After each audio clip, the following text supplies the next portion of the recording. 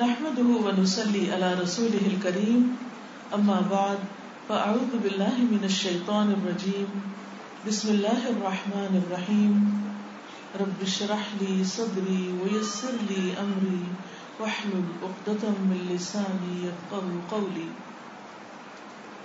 ہمارا آج کا موضوع ہے پاکیزہ اخلاق. اخلاق کا لفظ خا لام قاف سے ہے، اسی سے لفظ خلق ہے، اسی سے خلق ہے. خلق تخلیق سے، ہماری پیدائش، ہمارا جسم، اس کی تخلیق یعنی ہمارے جسم کی بناوٹ، شیپ. اور خلق کہتے ہیں عادت کو. جس طرح اللہ سبحانہ وتعالی نے ہمیں جسمانی طور پر ایک شکل دی ہے، ایک شیپ دی ہے، ہمارا قد کاٹ، ہماری آنکھیں، ناک، ہماری سکن، رنگ، شکل و صورت، ہاتھ، پاؤں، ہمارے جسمانی فیچرز، اسی طرح اللہ تعالیٰ نے ہماری کچھ عادات بھی بنائی ہیں. ہم انسان باقی مخلوقات سے مختلف ہیں. باقی مخلوقات کی خوبصورتی صرف ظاہری خوبصورتی ہوتی ہے. مثلا ایک پھول کو آپ دور سے دیکھتے ہیں تو اس کا رنگ، اس کی شکل، اس کا ڈیزائن، اس کا کلر آپ کو اٹریکٹ کرتا ہے. پھر آپ اس کے قریب جاتے ہیں، اگر اس میں خوشبو ہو تو وہ آپ کو اور بھی زیادہ اچھا لگتا ہے. لیکن اگر خوشبو نہ بھی ہو تو بھی آپ دیکھیں کہ بہت سے پھول جن کو لوگ سجاتے ہیں، جس سے ڈیکوریشن کرتے ہیں، عام طور پر ان کی صرف ظاہری خوبصورتی کو دیکھ کر ہی کرتے ہیں. اسی لیے بہت سے پھول صرف آرٹیفیشل ہوتے ہیں، ان کے اندر کوئی خوشبو اور روح ہوتی ہی نہیں. اس کے باوجود وہ خوبصورت لگ رہے ہوتے ہیں، وہ ماحول میں خوبصورتی بکھیرتے ہیں. لیکن انسان کا معاملہ کچھ مختلف ہے. انسان کی اصل خوبصورتی صرف اس کی ظاہری خوبصورتی نہیں، اس کی اصل خوبصورتی اس کا اخلاق ہے، پاکیزہ اخلاق، اس کی عادات ہے، اس کا رکھ رکھاؤ، اس کے مینرز، طور طریقے، اس کی چال ڈھال، اس کے بات کرنے کا انداز، اس کا دوسرے سے معاملہ کرنے کا طریقہ. کسی بھی انسان کی قدر و قیمت صرف اس سے نہیں ہوتی کہ اس کے پاس مال و دولت کتنا ہے یا اس کے پاس ڈگری کون سی ہے. اس کی اصل قدر و قیمت اس کے اخلاق، اس کی شخصیت اور اس کے معاملے سے ہے. مثلا ایک شخص اگر اخلاق کا اچھا ہے لیکن شکل و صورت کا معمولی ہے تو بھی لوگوں کے دل میں اس کی بڑی قدر و قیمت ہوگی، لوگ اس سے محبت کریں گے. لیکن اس کے برعکس اگر ایک شخص بظاہر بہت خوبصورت بھی ہے لیکن مغرور ہے، دوسروں کا خیال نہیں رکھتا، ان کی کیئر نہیں کرتا، تو دل اس کی طرف مائل نہیں ہوگی. ہاں یہ ہو سکتا ہے وقتی طور پر اس کی شکل و صورت دیکھ کر کچھ متاثر ہو جائیں، کچھ امپریس ہو جائیں، لیکن بہت جلد اس سے دور ہو جائیں گے کیونکہ اس کا اخلاق اچھا نہیں. تو ہم سب کو اپنا اپنا محاسبہ کرنا ہے، اپنے آپ کو دیکھنا ہے کہ ہمارا اخلاق کس طرح کا ہے. ہم سب کو اپنا اپنا محاسبہ خود کرنا ہے کہ ہمارا اخلاق کیسا ہے. کیا ہم دوسروں کے لیے خوشی کا باعث ہیں، راحت کا باعث ہیں، آرام کا باعث ہیں؟ لوگ ہم سے ملنا پسند کرتے ہیں یا ہم سے دور بھاگتے ہیں؟ کیا ہم دوسروں کے لیے باعث سکون ہیں یا باعث مصیبت ہیں؟ اس کا اندازہ ہمیں صرف اپنے آپ کو اپنے طور پر اچھا سمجھنے سے نہیں ہوگا، بلکہ یہ دو چیزیں کرنی ہوگی. ایک تو ہم اپنی عادات کا خود بھی جائزہ لیں، اور دوسرے یہ کہ ہم دیکھیں کہ ہمارے آس پاس کے لوگ ہمارے بارے میں کیا رائے رکھتے ہیں.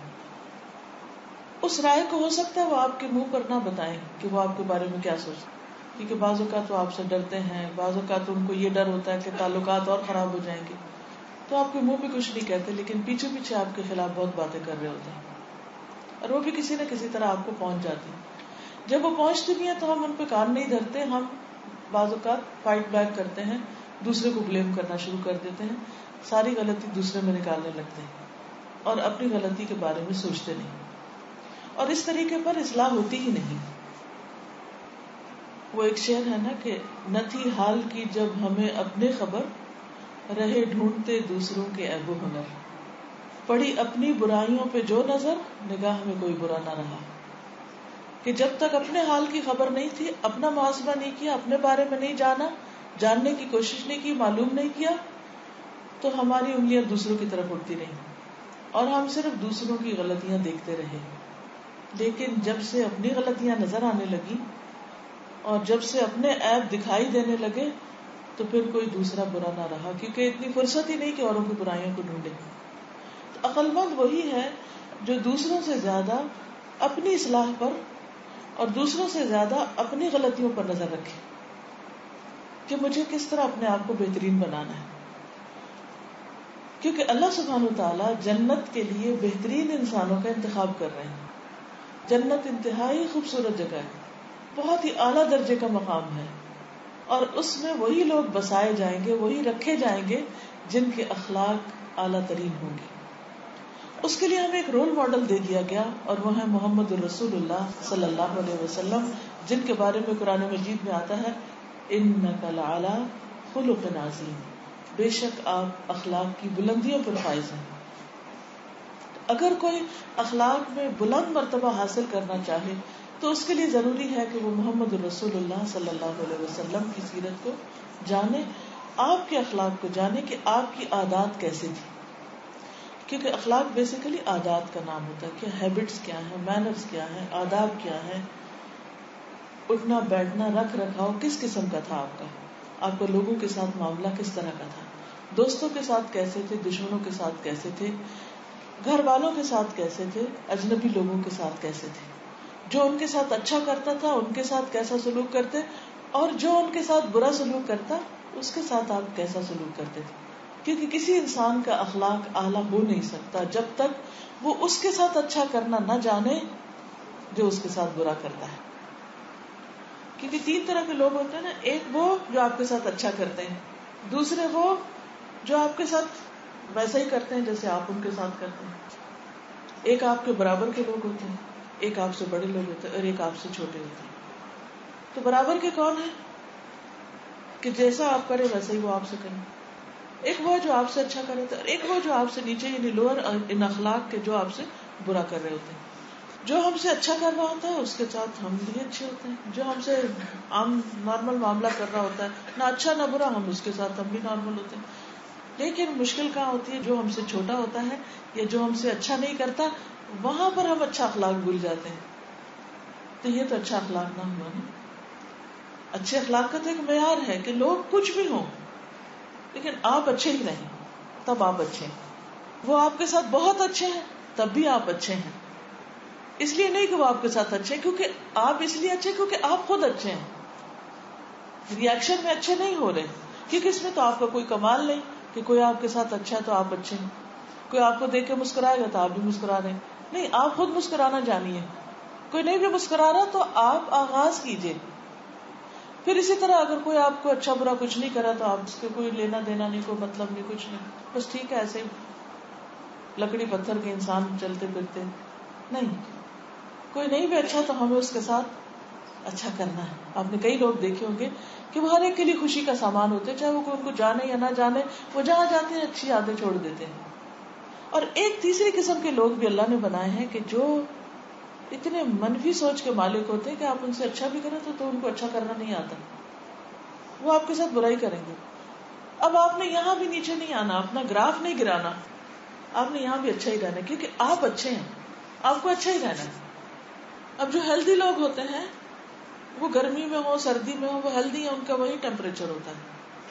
لیکن کچھ لوگ جو سینسیٹیو مزاج کے ہوتے ہیں وہ سردی لگی تو ٹیمپریچر اوپر ہو گیا، گرمی لگی تو ڈاؤن ہو گیا، کہیں اوپر کہیں نیچے، فلکچویشن. اسی طرح کچھ لوگوں کے بی پی میں فلکچویشن ہوتی رہتی ہے، کبھی انتہائی لو ہو جاتا ہے، کبھی بہت اوپر ہو جاتا ہے، کبھی کچھ لوگوں کی شوگر کا مسئلہ ہوتا ہے. تو جیسے ہماری فزیکل ڈیزیزز ہوتی ہیں ایسے ہی ہماری اخلاقی بیماریاں بھی ہوتی ہیں کہ جس میں بہت فلکچویشن ہوتی رہتی ہے. کہیں ہائپر ہو جاتے ہیں، خوشی کے مارے آپے سے باہر ہو جاتے ہیں، کہیں غم کے مارے آپے سے باہر ہو جاتے ہیں، اور نارمل ہوتے ہیں تو ایسے لگتا ہے جیسے بیمار ہیں. تو صحت مند اخلاق کیا ہے؟ صحت مند انسان کون ہے کہ جو ہر حال میں ٹھنڈا رہے اور اپنا ٹیمپریچر مینٹین رکھے. کچھ بھی کریں لوگ, ہم کیوں اتنے کمزور ہوں کہ ہم ان کے دباؤ میں آ جائیں. وہ بد اخلاق ہے تو ہم بھی ہو جائیں, وائے ہمیں نہیں ہونا. تو پاکیزہ اخلاق اور اچھا اخلاق وہ ہے, صحت مند اخلاق وہ ہے کہ جو ہر حال میں مینٹین کیا جا سکے. اب آپ دیکھیے کہ ہم دوسروں پر عام طور پر بہت نظر رکھتے ہیں, زیادہ تر ہمیں ان کی خامیاں نظر آتی ہیں لوگوں کی, ان کی اچھائیاں بھی نظر آتی ہیں لیکن کم.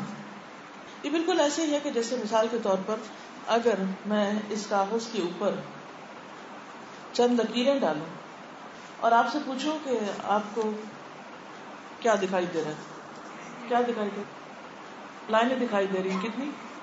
5, ٹھیک ہے نا.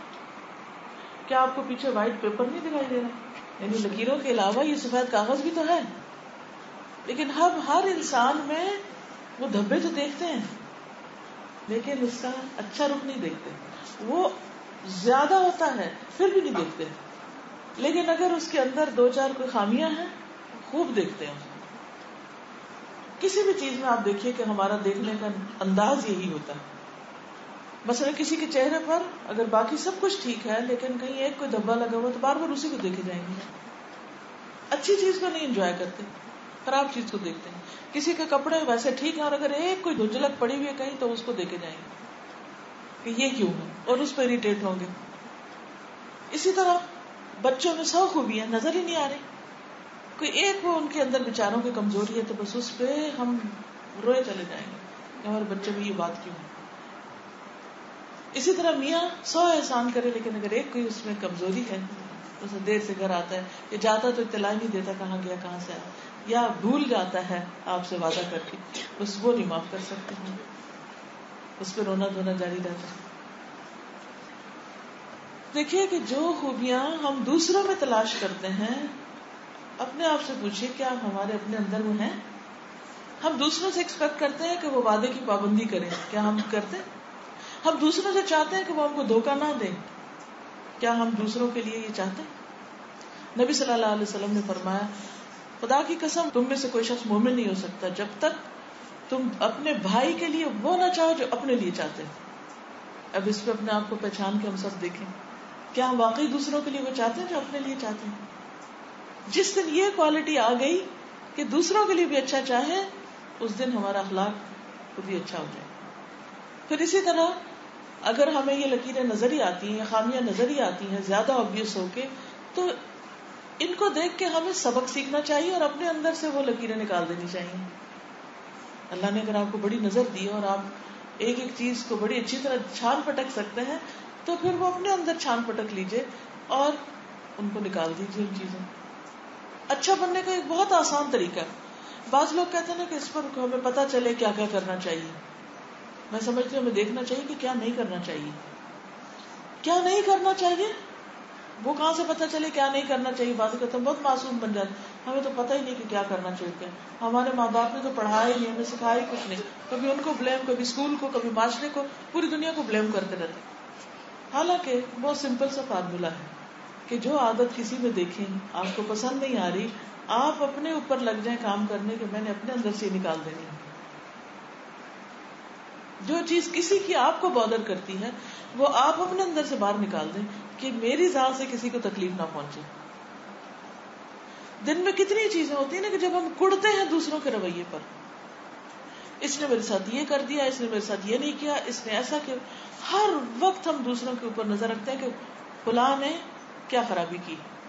تو ہونا یہ چاہیے کہ وہ اپنے اندر سے وہ خرابیاں دور کرنے کی کوشش کریں. تو آپ دیکھیں گے کہ آپ انشاءاللہ بہترین انسان بن جائیں گے. یعنی ہر وہ چیز جو دوسروں میں آپ کو تنگ کر رہی ہے, تکلیف دے رہی ہے, ایسا نہیں کہ مثلا چال میں چلنے میں کچھ لوگ پاؤں اٹھا کے نہیں چلتے, کش کر کے چلتے ہیں, کتنی تکلیف ہوتی ہے اس سے. اب جب آپ چلنے لگے تو کیا کرنا چاہیے؟ پاؤں اٹھا کے چلنا چاہیے.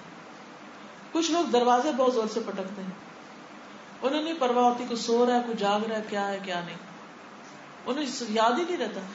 اب ہمیں کیا کرنا چاہیے؟ ہمیں دروازے آہستہ بند کرنے چاہیے. کچھ لوگ مجلس میں بیٹھ کے فون کرنے لگتے ہیں, بھائی بیٹھے ہم ہمارے پاس ہے, فون باہر کر رہے ہیں. ہمیں کیا کرنا چاہیے؟ ہمیں مجلس میں بیٹھ کے فون نہیں کرنا چاہیے. اگر بہت ہی کوئی مجبوری ہے وہاں سے اٹھ جانا چاہیے. اٹھ کے دوسری طرف چلے جانا چاہیے. جن چیزوں سے آپ ڈسٹرب ہوتے ہیں ان چیزوں سے آپ دوسروں کو ڈسٹرب نہ کریں. مثلا کوئی شخص آپ کو اگنور کرتا ہے, آپ کو کیا کرنا چاہیے؟ اچھا اخلاق کیا ہے, پاکیزہ اخلاق کیا ہے؟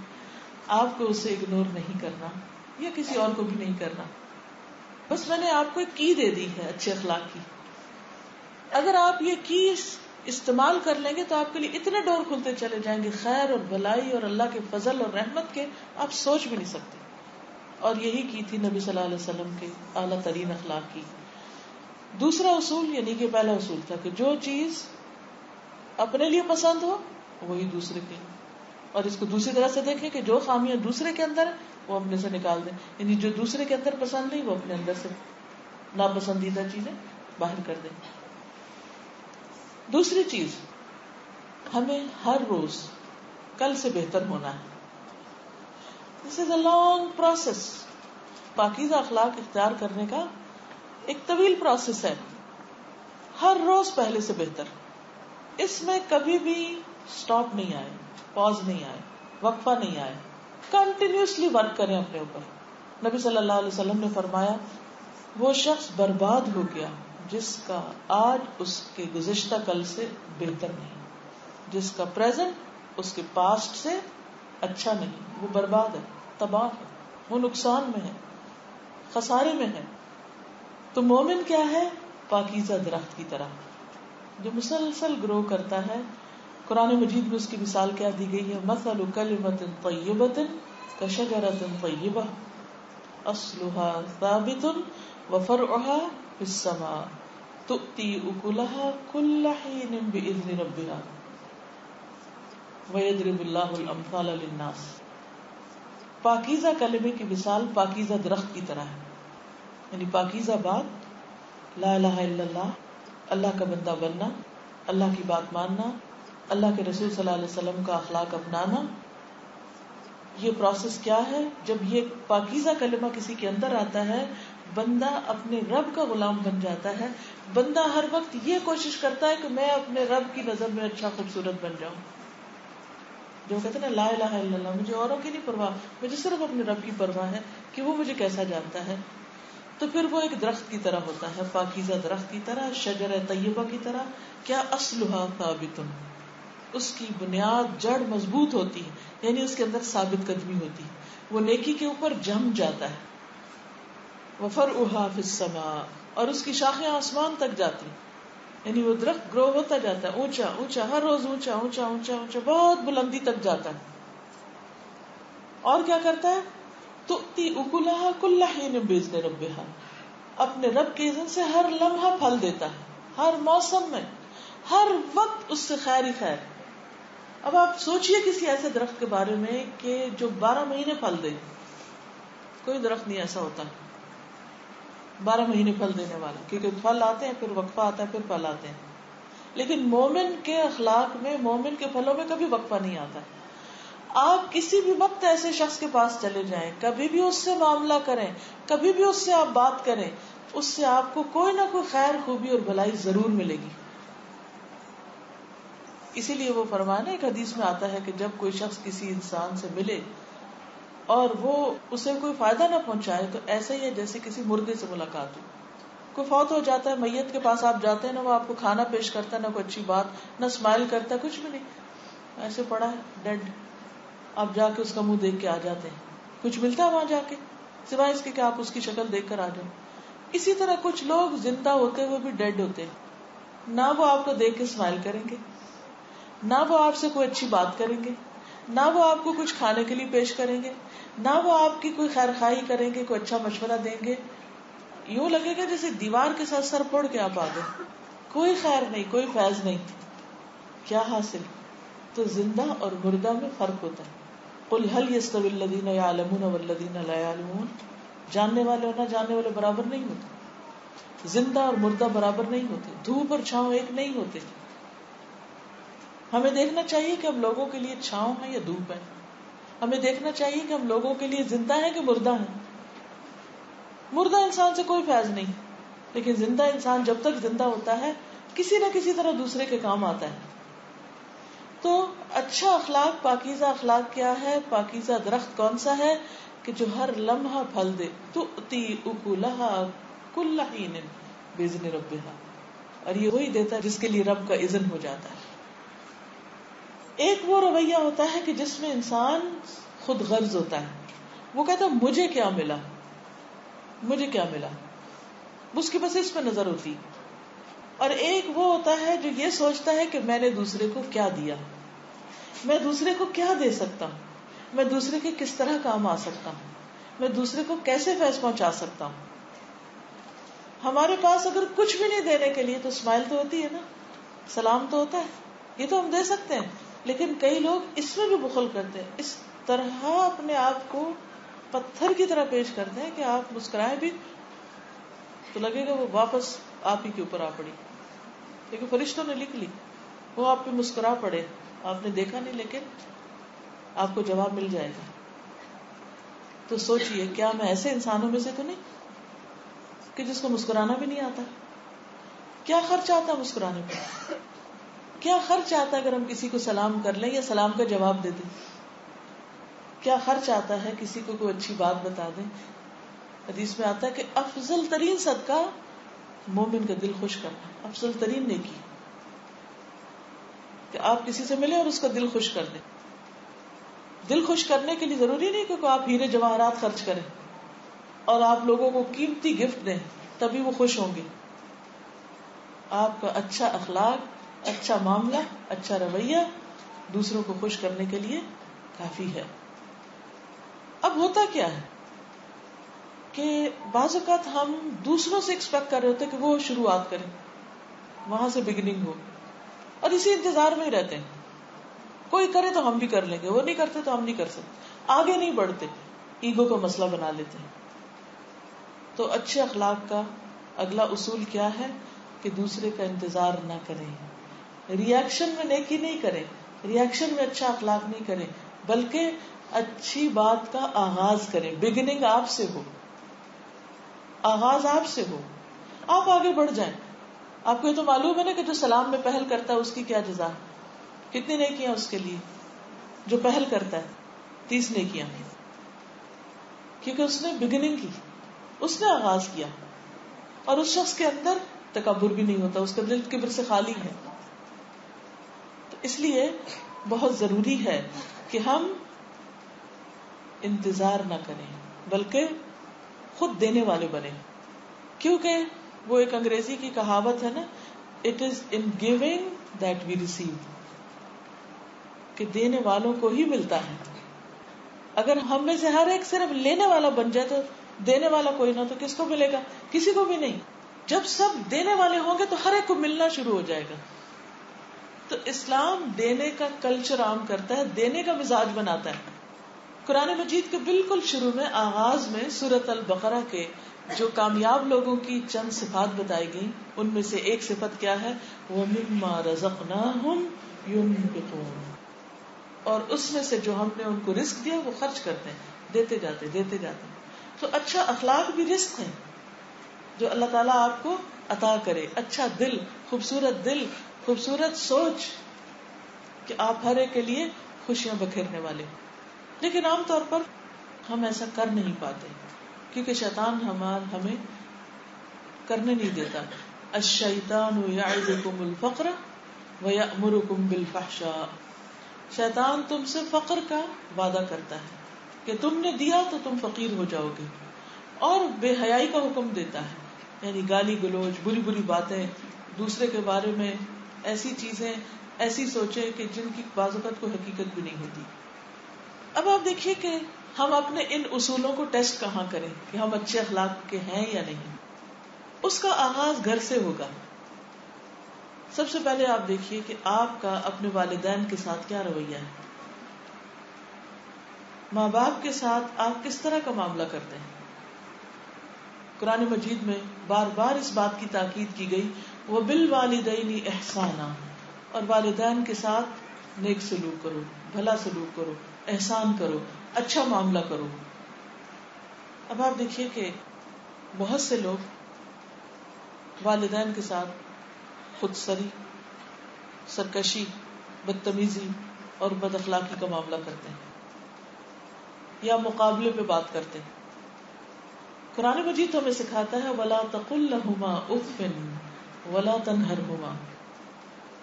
والدین کے ساتھ پاکیزہ اخلاق بہترین معاملہ کیا ہے؟ ان کو اف تک نہ کہو اور نہ ہی ان کو جھڑک کے بات کرو.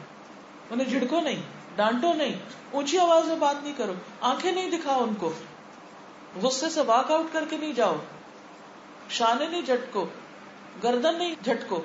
اپنے جسچر میں بھی ادب اور تمیز کا معاملہ کرو. لیکن کتنے والدین ایسے خوش قسمت ہو سکتے ہیں کہ ان کے بچے واقعی ان کے ساتھ اچھے اخلاق کا برتاؤ کر رہے ہیں. اگر بچے اچھے اخلاق کا معاملہ نہ کر رہے ہوں تو ہم سب کو استغفار کرنی چاہیے. ہو سکتا ہے ہم نے اپنے ماں باپ کے ساتھ بھی ایسا ہی کیا اور ان کو ہم نے ایسا ہی ستایا اور ایسا ہی کچھ دکھ دیا. کیونکہ جب بھی ایسا کوئی پرابلم سامنے آئے تو اس کو ایک اپرچونٹی سمجھیے. کس چیز کے لیے؟ اپنی کسی غلطی کی اصلاح کے لیے، توبہ استغفار کے لیے. کیونکہ جب ہم غلطیاں کرتے ہیں تو اس وقت ہمیں احساس ہی نہیں ہوتا. جب وقت گزر جاتا ہے پھر ہمیں یاد آتا ہے وہ ایسا نہیں کرنا چاہیے تھا. پھر بائی دا ٹائم پیرنٹس جا چکے ہوتے ہیں یا ہم کہیں اور جا چکے ہوتے ہیں پیرنٹس کو چھوڑ کے. تو دور بیٹھ کے زیادہ زیادہ کیا کر سکتے ہیں؟ فون کر لیں گے، کوئی گفٹ بھیج دیں گے، دعا کر دیں گے، کبھی سوری بول دیں گے. وہ بھی ہمیں ایگو ستاتی. کتنا مشکل ہے والدین سے کہنا کہ اماں سوری اگر ہم نے آپ کو ستایا. نہیں کہہ سکتے، بہت مشکل کام لگتا ہے. چلیے زبان سے نہیں تو عمل سے ہی کر لیجیے کہ آئندہ سے یہ کام چھوڑ دیجیے. پھر وہی بات یاد رکھیے جو پہلی کی میں نے بتائی تھی، کہ جو شروع میں میں نے بتائی تھی، تیسرے نمبر پہ شادی، یہ دوسرے پہ، کہ ریئیکشن میں نہیں، کہ والدین اگر اچھا کر رہے ہیں پھر تو ہم اچھے ہیں، اگر والدین نے کبھی ڈانٹ دیا تو پھر ہم وہی واپس پلٹ گئے. نہیں، اصلھا ثابت. مومن کی بنیاد مضبوط ہوتی ہے، وہ کسی کی باتوں میں آ کر اپنا اخلاق نہیں بدل دیتا. آپ نے دیکھا اکثر بہنیں یہ کہتی ہیں کہ ہم کچھ سبق سیکھتے ہیں قرآن مجید میں سے یا پڑھتے ہیں اور یا ہم کو درس سنتے ہیں، پھر کئی دن تک ہم بڑے اچھے بنے رہتے ہیں. پھر ایک دن آ کے ہم کو وہ غصہ چڑھتا ہے کہ ہم ایسا لگتا ہے چھت ہی گر گئی، سب کیے دھرے پہ پانی پھر کے. یہ سب کے ساتھ ہوتا ہے. کہتے بس اب نہیں صبر ہوتا. لیکن آپ یقین کیجئے وہ ہمارے ٹیسٹ کا آخری حصہ ہوتا ہے جو ہم چھوڑ بیٹھتے. وہ گزر جائے تو ہم اگلے درجے پہ چلے جاتے ہیں، نیکسٹ لیول پہ آ جاتے ہیں. اور اس طرح اخلاق میں بھی مزید ترقی ہوتی چلی جاتی، کیونکہ ہم نے وہ اصول یاد رکھنے جس کا آج اس کے کل سے اچھا نہیں. ایسا ہوگا، کئی دفعہ ہوگا، گریں گے آپ، پھر اٹھ جائیے. پھر آپ یہ نہیں کہ اچھا اب تو وہ سارا پھر خراب ہو گیا تو اب چھوڑو پڑے کیا دوبارہ سے نہیں، پھر سے. کہتے ہیں نا کہ وہ شعر بھی آپ نے سنا ہوگا، گرتی ہے اگر برق 100 بار گرے، کہ ہم نئے سرے سے پھر آشیانہ بنائیں گے. اگر 100 دفعہ بھی بجلی گرتی ہے کوئی بات نہیں، ہم پھر سے شروع ہو جائیں گے. جب تک زندہ ہیں ہم کوشش کرتے رہیں، کبھی تو کامیاب ہوں گے. اگر ہم ایک اچھائی کی کوشش میں دنیا سے جاتے ہیں تو وہ زیادہ بہتر ہے بنسبت اس کے کہ ہم تھک ہار کے بیٹھ جائیں اور کچھ بھی نہ کر رہے ہیں اور ضد میں آ جائیں. بس ضد میں تو آنا ہی نہیں، کیونکہ سب سے بڑی خرابی ہوتی ہے ضد. جب انسان کسی بھی چیز پر ضد کا شکار ہو جاتا ہے کہ مجھے نہیں کرنا، میں نہیں کر سکتا، ہمت ہار دیتا ہے یا مایوسی کا شکار ہوتا ہے. پھر آپ دیکھیے کہ اپنے اخلاق کو ٹیسٹ کرنے کے لیے دوسرا معیار ہے دیکھنے کا کہ ہمارے گھر میں میاں بیوی یعنی آپ خواتین ہیں تو اپنے ہسبینڈ کے ساتھ آپ کا معاملہ کیا ہے، ان کے ساتھ آپ کا تعلق کیسا ہے. اس سے آپ اپنے آپ کو پہچان سکتے ہیں. کیونکہ قرآن مجید میں ہسبینڈ وائف کے ریلیشن شپ کو کس طرح سمجھایا گیا، ہن لباس لکم وانتم لباس لہن. وہ تمہارا لباس ہے، تم ان کا لباس ہو. تم ان کی زینت تو وہ تمہاری زینت، کیونکہ لباس زینت ہے انسان کے لیے، پردہ پوش ہے یعنی عیب چھپانے والے. تم ان کی کمزوریوں پہ پردہ ڈالو، وہ تمہاری کمزوریوں پہ ڈالو. لیکن عام طور پر کیا ہوتا ہے، چھوٹی چھوٹی بات پہ جب ہمارا دل خفا ہوتا ہے تو ہم جب تک کسی کو بتا نہ چکے چین نہیں آتا. پھر عام طور پر خواتین فتویٰ بھی پوچھتی ہیں کہ کیا کسی ایک فرینڈ سے سب کچھ شیئر کر سکتے ہیں، کیا اس سے شیئر کر سکتے ہیں، اس سے، تاکہ ہمارا دل ہلکا ہو جائے. پھر چھوٹی چھوٹی بات پہ چوٹ لگ جاتی ہے، پھر دل بھر جاتے ہیں، پھر اس کو خالی کرنا چاہتے ہیں تاکہ اگلی دفعہ پھر بھر سکے. تو بات یہ ہے کہ کوشش کر کے دیکھیے، بھلا یہ بھی ایک عادت ہو جاتی ہے، ایڈکشن ہو جاتی ہے نا کچھ چیزوں کہ ادھر کچھ ہوا ادھر کسی سے بولا، پھر ادھر کچھ ہوا، پھر کسی سے بول دیا. حالانکہ ہمارا دل ایسا ہونا چاہیے کہ اس میں جو تیر جائے وہ وہاں جل جائے، ختم ہو جائے. ایمان کی ایسی حرارت ہو اندر کہ یہ باتیں اثر نہ کریں. اور یہ عین ممکن ہے، بلیو بھی بہت ممکن ہے، کیونکہ میں پرسنل ایکسپیرینس کرتی ہوں اس کو. It's not impossible. جب اندر ایمان نہیں ہوتا، کباڑ خانہ ہوتا ہے، وہ بیمار دل ہوتا ہے. آپ دیکھیں نا کہ ایک دل ہے صحت مند، انرجیٹک، اس پہ کچھ بھی آ کے لگے. مثلاً اگر کسی کے مسلز اچھے ہیں، سخت ہے، صحت مند ہے، اسے پتھر بھی مار دے نا تو کیا ہوگا؟ کوئی اثر نہیں. لیکن اگر کسی کے پھوڑا ہے، یہاں بیماری ہے، تکلیف ہے، تو کوئی پاس سے بھی گزرے تو کہ مت چھو مجھ کو، لا مساس، ڈونٹ ٹچ. ایسا شخص کسی کے پاس بھی نہیں جاتا، کیونکہ اس کو یہ ڈر ہوتا ہے کہ کوئی چھو دے گا تو مجھے درد شروع ہو جائے گی. یہی حال دل کا ہے اندر. اگر دل میں ایمان ہے، دل صحت مند ہے، اس میں انرجی ہے، لوگوں کی بڑی سے بڑی باتیں، بڑے سے بڑے تیر آتے ہیں اور وہ وہاں بجھ جاتے ہیں اور اثر نہیں ہوتا. لیکن اگر دل بیمار ہے تو کوئی چھوٹی سی بات بھی کرے گا تو آپ بڑک اٹھیں گے، آپ میں سے باہر ہو جائیں گے، برداشت ہی نہیں کر سکیں گے. پھر آپ کہتے ہیں میں یہ بات برداشت نہیں کر سکتی. اکثر لوگ کہتے ہیں یہ مجھ سے نہیں برداشت ہوتا، مجھے یہ نہ کہا جائے. ٹالرنس ہی نہیں ہوتی. آج آپ دیکھیے کہ ہم مسلمانوں کے اندر کس چیز کی کمی ہو گئی؟ ٹالرنس. کوئی چھوٹی سی بات بھی کہتے تھے ہم برداشت نہیں کر پاتے کیونکہ دل بیمار ہے. جو دل اللہ کی طرف متوجہ ہو جاتا ہے، جس دل میں اللہ کا ذکر ہوتا ہے، اللہ کی یاد ہوتی، اللہ کی محبت ہوتی، روشنی ہوتی، نور ہوتا ہے، اس دل کو ایسی باتیں کچھ زیادہ اثر نہیں کرتی. اب کرنا کیا چاہیے کہ دل پر کام کرنا چاہیے، کیونکہ ہماری زبان وہ بولتی ہے جو ہمارے دل میں ہوتا ہے. ہمارے کان وہ سننا چاہتے ہیں جو ہمیں پسند ہوتا ہے، دوسری چیزیں ہم نہیں چاہتے. تو اگر دل ٹھیک ہو جائے گا تو پھر کیا ہوگا کہ ہم ان سب چیزوں کو دور سے خیر بات کہہ دیں گے.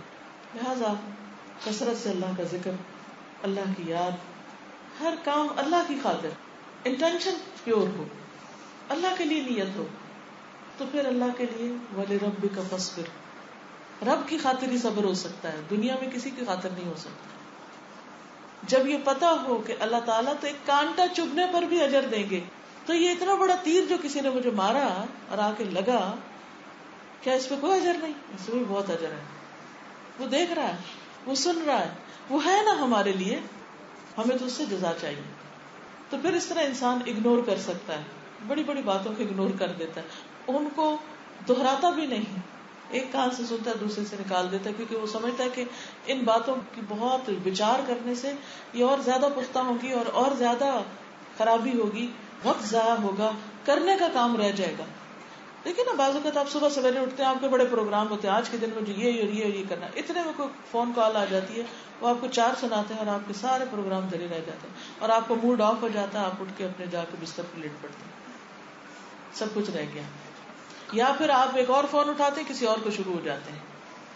شیطان کا کام یہی ہے، وہ آپ کے پروگراموں میں، آپ کے کاموں میں، آپ کے منصوبوں میں خلل اندازی کرتا ہے تاکہ آپ کچھ نہ کر سکیں اور آپ نہ اللہ کے قریب ہوں، نہ جنت میں اعلیٰ مقام پہ پہنچے.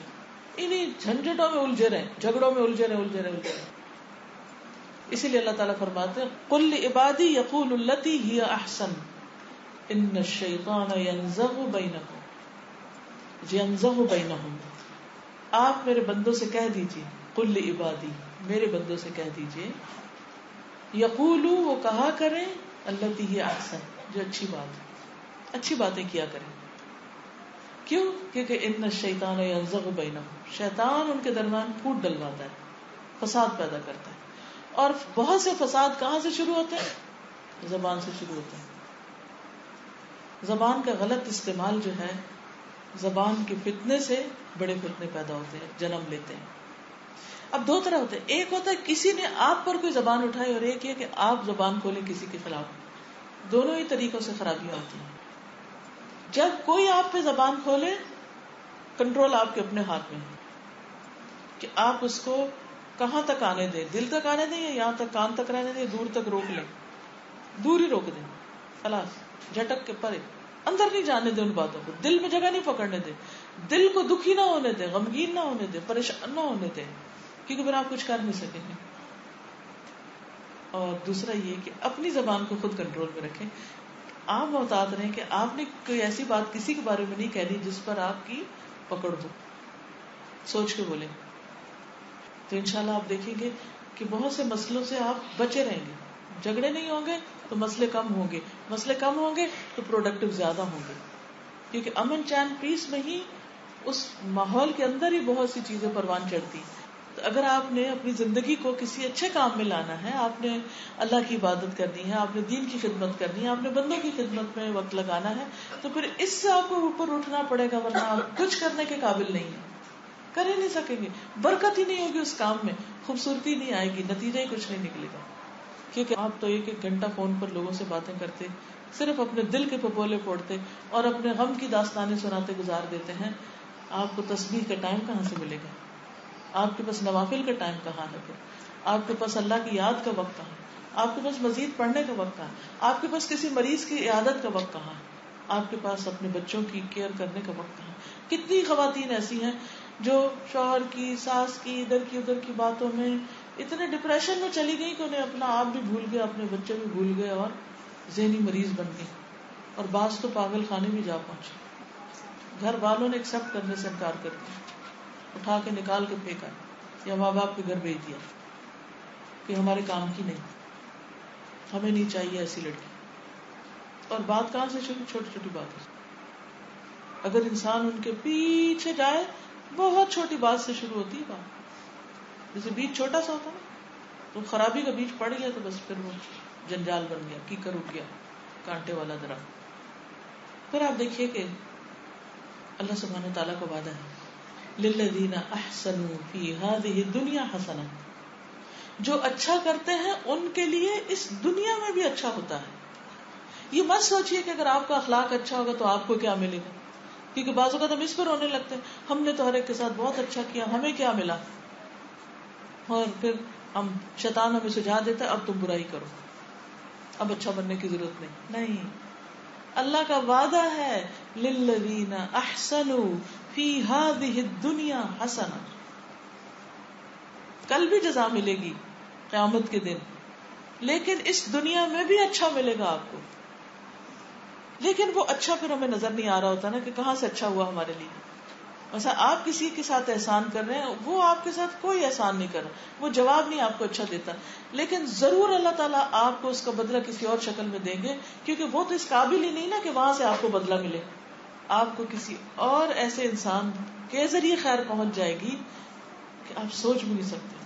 آپ کے اولاد کے اندر اللہ ایسی خیر ڈال دے گا کہ وہ آپ کے بڑھاپے کے ایسے بہترین دوست ہوں گے کہ وہ عمر جب سب چھوڑ جاتے ہیں آپ کے لیے بہترین خوشیاں ہوں.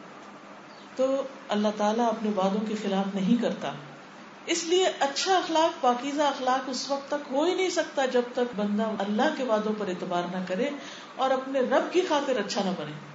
پھر اسی طرح اچھے اخلاق کے لیے ضروری ہے کہ ہم نارمل حالات میں بھی اچھے ہوں اور جذباتی کیفیات کے وقت بھی خود کو کنٹرول کر پائیں. ایک بہت بڑی مشکل اس وقت ہوتی ہے جب ہم جذبات میں آ چکے ہوتے ہیں، ایموشنل، یہاں سے خرابی ہوتی ہے. یعنی زبان کے فتنے تو اپنی جگہ ہے ہی، غیبت ہے، تہمت ہے، بہت ساری اور چیزیں، ان کی ڈیٹیل میں نہیں جاؤں گی، سب کو معلوم ہے، بارہا آپ سن جان چکے. لیکن جذبات کنٹرول نہ کر پانا، یہاں سے بہت سی خرابیاں شروع ہوتی. جذبات میں عام طور پر دو قسم کے جذبات جو ہیں، خوشی اور غمی کے، ان کی رو میں انسان بہہ جاتا ہے. جب ہم زیادہ خوش ہوتے ہیں، بہت ایکسائٹیڈ ہوتے ہیں، تب بھی ہم سے غلطیاں ہوتی ہیں، اور جب ہم غم اور ڈپریشن میں جاتے ہیں تب بھی ہم سے غلطیاں ہوتی ہیں. عام حالات میں تو محتاط رہنا ہی ہے، لیکن جذباتی کیفیات میں بھی ہمیں بہت سنبھل کے رہنا ہے، کیونکہ اس میں بہت سے جھگڑے، فتنے، فساد اور بہت سی خرابیاں ہو جاتی ہیں. مثلا وہ ایک شعر ہے نا کہ ظفر آدمی نہ اس کو جانیے گا، آدمی نہ اس کو جانیے گا، وہ کتنا ہی صاحب فہم و ذکا، وہ انسان ہی نہیں چاہے وہ کتنا ہی بظاہر عقل مند ہو، بہت بڑی بڑی ڈگریوں کا حامل ہو، بہت کچھ اس کو معلوم ہو، جسے عیش میں یاد خدا نہ رہی، جسے تیش میں خوف خدا نہ رہا. یعنی عیش کے وقت جب اس کو راحت ملی، خوشی ملی، تو اللہ کو بھول گیا، اللہ کی یاد بھول گئی، اللہ کا شکر کرنا بھول گیا. اور جب تیش میں آیا، غصے میں آیا، تو خوف خدا نہ رہا، اللہ سے نہ ڈرا، اور جو منہ میں آیا بولتا چلا گیا. عام حالات میں کوئی شخص کتنا بھی بڑا بنتا رہے، لیکن اگر ان دو مواقع پر، خوشی میں اور غم میں، عیش میں اور تیش میں، اگر انسان اپنے آپ کو کنٹرول نہیں کر سکتا اور بالکل بے وقوفانہ حرکتیں کرتا ہے، اخلاق سے گری ہوئی حرکتیں کرتا ہے اور بدتمیزی پہ اتر آتا ہے، تو سمجھے کہ اس کا اخلاق کوئی اخلاق نہیں، وہ فیل، تو اس معیار سے نیچے آ گیا. اب نیکسٹ ٹائم جب آپ کو غصہ آئے تو آپ نے کیا کرنا ہے؟ سوچ کے بولنا، اپنے ریئیکشنز کو کنٹرول کرنا. اور یاد رکھیے کہ اگر آپ نے نیت کر لی تو اللہ آپ کی مدد بھی کرے گا. حدیث میں آتا ہے من یتصبر یصبرہ اللہ، جو صبر کرنا چاہے گا، جو صبر کرے گا، اللہ اس کو صبر دے گا. جو اپنے غصے کو، غم کو، اپنی ایسی کیفیت کو کنٹرول کرنا چاہے گا، اللہ تعالیٰ اس کی مدد ضرور کرے گا. اور جس کی نیت ہی نہ ہو، جس نے اپنی خواہشات کو بے لگام چھوڑ رکھا ہو، بس ٹھیک ہے جو ہوتا ہے وہ، صرف اس کو ریئیکٹ کرنا آتا ہو، اس کی مدد پھر اللہ نہیں کرتا. آپ کیا چاہتے ہیں کہ اللہ آپ کی مدد کرے یا نہ کرے؟ لیکن اس کے لیے پہلا سٹیپ کس کو اٹھانا ہوگا؟ ہم ہی کو اٹھانا ہوگا. ہمیں ارادہ کرنا ہوگا، دعا کرنی ہوگی، اللہ سے مدد مانگنی ہوگی کہ اللہ تو ہماری مدد کر، اور ہم اپنے جذبات میں اپنے آپ کو کنٹرول کر سکیں. اچھا، اس میں جو عیش کی بات کی نا، کہ جب عیش و عشرت ہوتی ہے، اچھے حالات ہوتے ہیں، تو عام طور پر کیا ہوتا ہے کہ ہم تسبیح کرنا، ذکر کرنا، نماز پڑھنا، اللہ کو یاد کرنا، صدقہ خیرات کرنا بھول جاتے ہیں. ہم کہتے ہیں دنیا اب ہمارے کنٹرول میں آ گئی، مٹھی میں آ گئی، سب کچھ مل گیا، جو ہم نے چاہا ہو گیا، اب ہم جو چاہیں بولیں، جو چاہیں کریں، جس کو جو چاہیں برا بھلا کہیں. ایک عجیب سی اکڑ آ جاتی ہے لوگوں میں. اس سے بھی بچنے کی ضرورت ہے. یعنی اس وقت میں کسی قسم کی اکڑ، کسی قسم کی خودسری، کسی قسم کی سرکشی نہیں ہونی چاہیے. اس کے برعکس کیا ہونا چاہیے کہ انسان اس وقت بھی ہمبل رہے، تواضع میں رہے. نبی صلی اللہ علیہ وسلم نے جب دین مکمل کر لیا، اسٹیبلش کر لیا، اور طرح طرح کے قبائل آ کے آپ کے ہاتھوں مسلمان ہونے لگے، تو اللہ سبحانہ وتعالیٰ نے کیا حکم دیا؟ اذا جاء نصر اللہ والفتح، جب اللہ کی مدد اور فتح آ جائے، وَرَأَيْتَ النَّاسَ يَدْخُلُونَ فِي دِينِ اللَّهِ أَفْوَاجًا، تم دیکھو لوگوں کو اللہ کے دین میں فوج در فوج آتے، تو آپ کیا کریں؟ شیخی بگا رہے؟ نو، فَسَبِّحْ بِحَمْدِ رَبِّكَ وَاسْتَغْفِرْ إِنَّهُ كَانَ تَوَّابًا. اپنے رب کی تعریف کریں. ہمارا کوئی کمال نہیں، ہمیں بوسٹنگ کی ضرورت نہیں. فَسَبِّحْ بِحَمْدِ رَبِّ، اللہ کی حمد و ثنا کے ساتھ اس کی تسبیح. وَاسْتَغْفِرْ، اور استغفار کیا، اللہ کوئی کمی بیشی ہو گئی ہو تو تو ہم کو معاف کر دے. إِنَّهُ كَانَ تَوَّابًا، بے شک وہ بہت زیادہ توبہ قبول کرنے والا ہے، وہ مہربان ہے. تو جو اللہ کے بندے ہوتے ہیں ان کا یہی اخلاق ہوتا ہے، اور جو نفس کے بندے ہوتے ہیں، نفس کے غلام ہوتے ہیں، وہ پھر جو ان کا نفس انہیں حکم دیتا ہے وہ وہی کرتے رہتے ہیں. تو فیصلہ ہمیں کرنا ہوگا کہ اللہ کا بندہ بننا ہے یا نفس کا بندہ بننا ہے، یا شیطان کا بندہ بننا ہے. اپنی باغیں، اپنے جذبات کا کنٹرول کس کے ہاتھ میں دینا ہے، کس کے تابع کرنا ہے، اس کو کس کا فرما بردار بننا ہے. اور عبادت ہے کیا کہ ہم اس دنیا میں اللہ کے بندے بن کر رہیں. اور جو اللہ کا بندہ ہوتا ہے وہ اللہ کے لیے جھک جاتا ہے. جہاں اللہ کا نام آتا ہے وہاں تواضع اختیار کرتا ہے، اور اسی تواضع میں اس کی بلندی ہوتی ہے. بعض اوقات ہم کسی بات پہ اڑ جاتے ہیں نا، اور اکڑ جاتے ہیں. ہم کہتے ہیں ہم کیوں جھکے، ہم کیوں آگے بڑھے، ہم کیوں مانے.